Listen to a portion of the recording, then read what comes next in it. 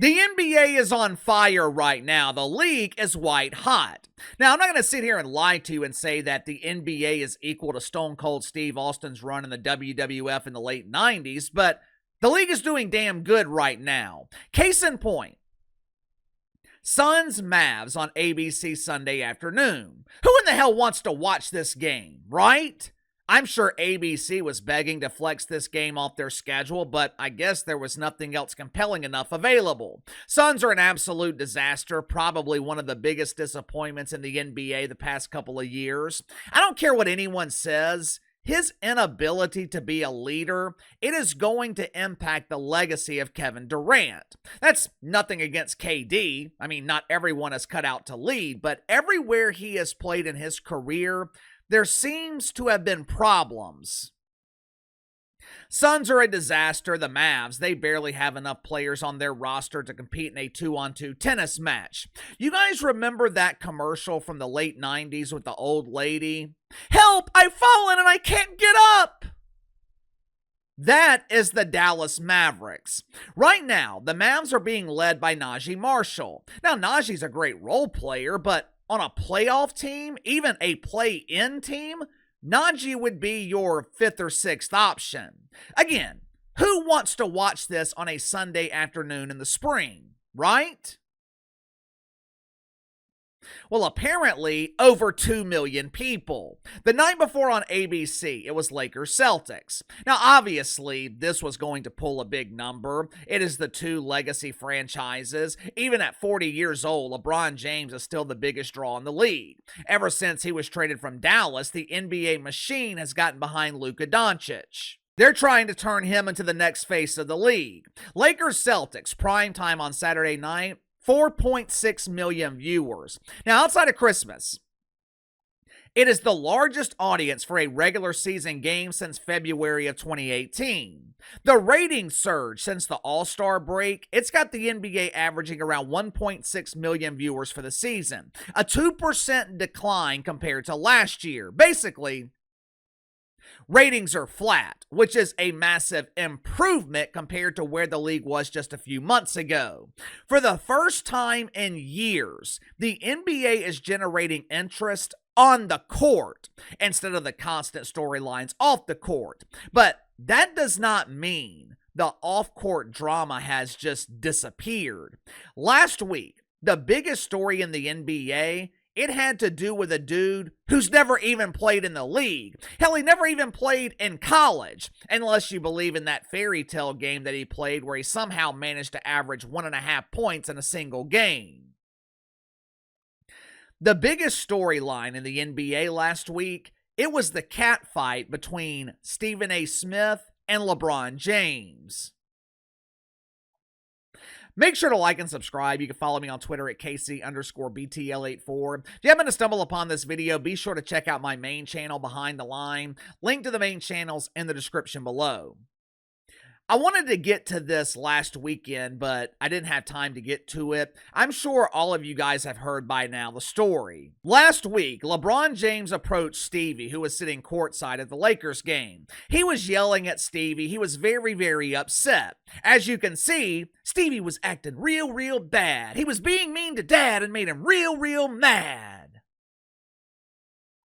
Long story short, LeBron James was upset with Stephen A. Smith over his constant criticism of Bronny James. Stevie touched a nerve when he questioned LeBron's ability as a father. Now, it sounds a lot worse than it actually was. I happen to agree here with Stephen A. Smith. Matter of fact, I said the same exact thing last summer, but I don't have a mainstream profile, thank God, and I am not sitting courtside at the Lakers game so LeBron can yell at me.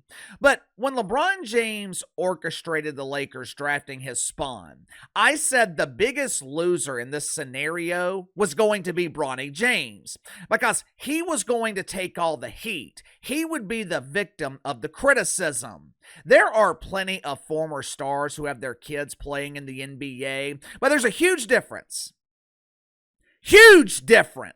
between those kids and Bronny James. Guys like Scottie Pippen Jr., they earned their spot. Everyone knows that the only reason Bronny James in the NBA is because LeBron James wants him there. I don't care how great you are. I don't care if you're a top 2 or top 3 player in the history of this league. One thing that is universally disrespected, especially in something like the NBA where there's only 450 jobs available to the billions of people in the world. One thing that is universally disrespected: nepotism. Stephen A. Smith, he responded to LeBron James several times over the weekend. Hell, he is still talking about it. He was talking about it last night with Gilbert Arenas. Initially, though, Stevie was very docile in his response. He was like a scolded son who disappointed his father, even though LeBron James is 15 years younger than Stephen A. Smith.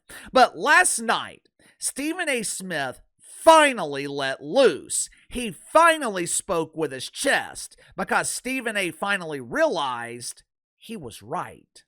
Watch for yourself. Let's talk about you. Let's talk about you. Wasn't about your son. I know he's number 55.